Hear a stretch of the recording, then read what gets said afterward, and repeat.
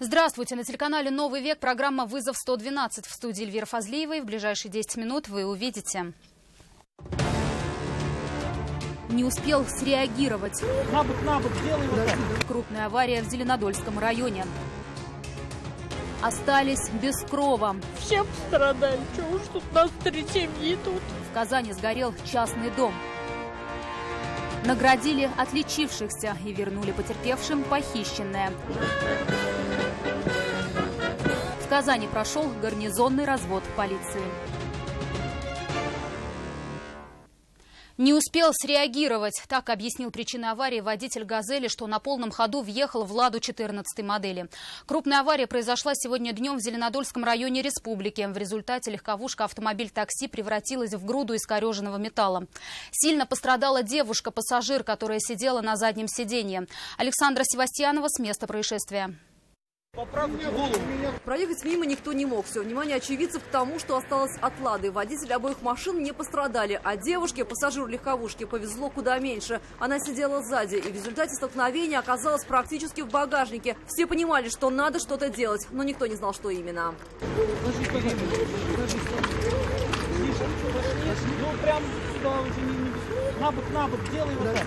Ничего, как ей лучше, пускай так она сидит. В итоге пострадавшую положили на заднее сиденье. Кто-то принес подушку, кто-то одеяло. Девушку решили не трогать и не беспокоить до приезда медиков. И тут каждая минута казалась вечностью.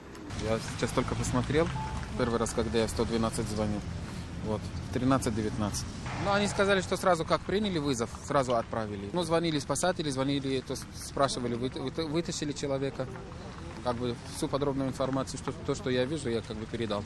Все произошло рядом с поселком Айша. Водитель легковушки включил поворотник и притормозил. Рассказывает, осознал, что случилось, только когда вышел из машины. Я успел только тормозить, а меня несет, остановился в итоге в столбе. Тупой удар. Тупой удар. Человек, я за ним ехал, человек включил поворотник, я за ним ехал. Да, я включил поворотник. Уже встал человек, а эта «Газель» его догнала на скорость. Водитель «Газели» на полном ходу врезался в «Ладу». Как все произошло, не понял и сам. Вины своей не отрицал и сразу сказал, все случилось из-за него. Ехал просто, объезжал там это препятствие и въехал, да, не успел затормозить, не среагировал. Скорая помощь приехала в 13 часов 41 минуту. Диагноз на месте ставить не стали. Отвезли пострадавшую в больницу. Степень вины водителя грузовика и ответственность, которую понесет виновник, теперь будет зависеть от тяжести травм, которые получила девушка. Александра Севастьянова, Данил Филатов, «Вызов 112». Еще одна женщина пострадала сегодня в аварии в Высокогорском районе. На трассе Казань-Малмыш лоб в лоб столкнулись Kia Rio и Lada Priora. Хозяйка последней получила черепно-мозговую травму. Спасатели извлекли ее из деформированного автомобиля и передали бригаде скорой помощи. Женщину доставили в 7-ю городскую больницу. Причины аварии выясняются. Снес забор, уходя от столкновения. Сегодня днем на проспекте Ямашева «Шевроле Круз» вылетел на тротуар. К счастью, в этот момент там никого не было, а потому пострадавших в ДТП не оказалось. Объясняя, как произошла авария, водитель разбитой иномарки рассказал, что его попросту подрезали. Ехал он в среднем ряду, и в какой-то момент путь ему перегородил автомобиль, который перестроился из крайней левой полосы. Пытаясь избежать удара, мужчина потерял управление над машиной и врезался в забор. Учитывая, что столкновение со вторым автомобилем не было, виновным могут признать именно его. Не смогли поделить перекресток минувшим вечером водители «Пежо» и «Фольксвагена». Как рассказала автоледи, управлявшая «Пежо», двигалась она по улице Серова в сторону Большой Крыловки.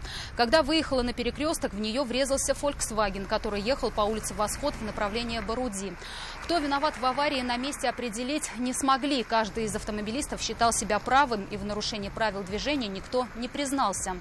Теперь в причинах столкновения предстоит разобраться автоинспекторам. Разбил несколько машин и сбежал с места происшествия. Необычный инцидент попал в объективы видеорегистратора одного из автомобилей. Как видно на записи, водитель Kia Rio, не справившись с управлением, ударил сразу несколько автомобилей. Понимая, что такому инциденту хозяева разбитых машин не обрадуются, он скрылся с места происшествия. Сегодня утром в Набережных Челнах поезд сбил женщину. Сообщение о происшествии поступило на единый номер вызова экстренных служб 112 в 10:22. Все произошло на железнодорожном мосту в поселке Гес. 52-летняя женщина осталась жива. Очевидцы до приезда спасателей отнесли пострадавшую в безопасное место и вызвали скорую помощь. Пострадавшую доставили в больницу. У нее диагностировали перелом ребер, ушибленную рану теменной области головы, закрытую черепно-мозговую травму и сотрясение головного мозга. Вспыхнул, как спичка. Сегодня днем в Казани на улице Совхозная загорелся двухэтажный жилой дом. Очаг возгорания находился на 2-м этаже, после чего пламя стало распространяться по всему дому. Там жили несколько семей. Все они теперь остались без крова и вещей. Хозяева, как узнали о произошедшем, приехали на место и не могли поверить в происходящее. Вернее, не хотели верить своим глазам. Елена Веселова выяснила возможные причины возникновения пожара.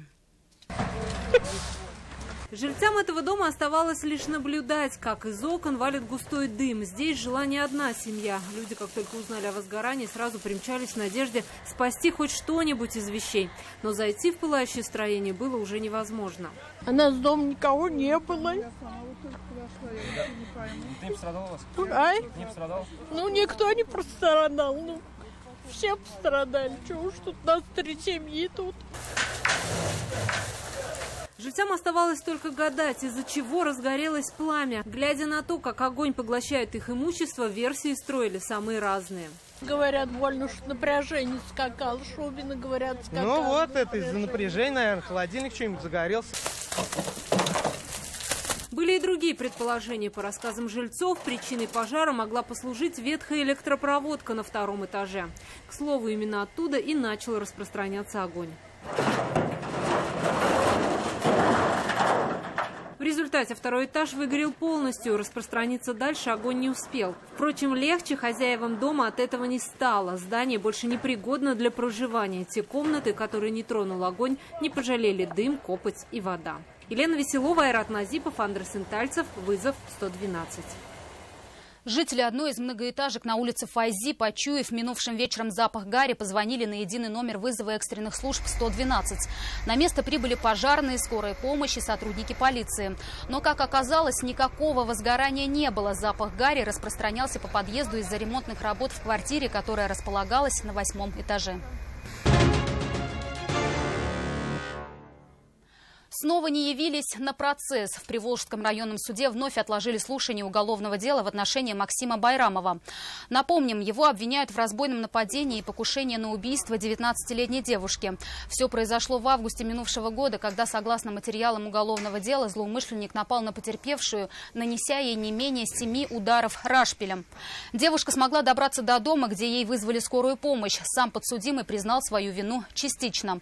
Сегодня на судебное заседание должны были прийти свидетели со стороны обвиняемого. Однако никто из 3 человек на слушание не явился. Следующее заседание назначено на 17 апреля. Свидетели на него могут привести уже судебные приставы.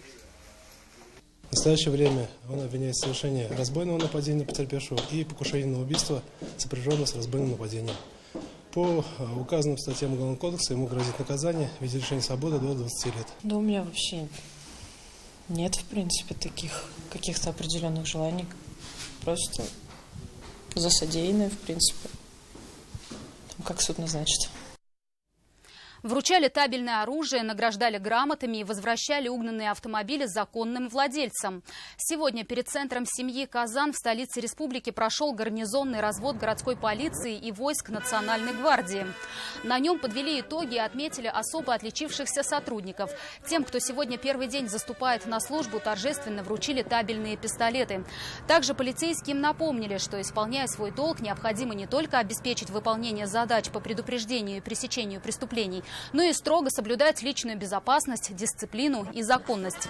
Не забыли и о представителях средств массовой информации. За тесное сотрудничество с правоохранительными органами отметили и представители ведущих СМИ республики. Благодарности удостоилась и наша программа. И в самом финале полицейские вручили ключи владельцам угнанных автомобилей. Это хорошая традиция, она поддерживается и будет всегда поддерживаться. Ну и народ должен видеть демонстрацию сил под полицией, поэтому как бы эти мероприятия проводятся ежеквартально. Это все, о чем мы успели вам рассказать. В студии была Эльвира Фазлиева. До встречи. И не бросайте вызов судьбе. Вдруг она его примет.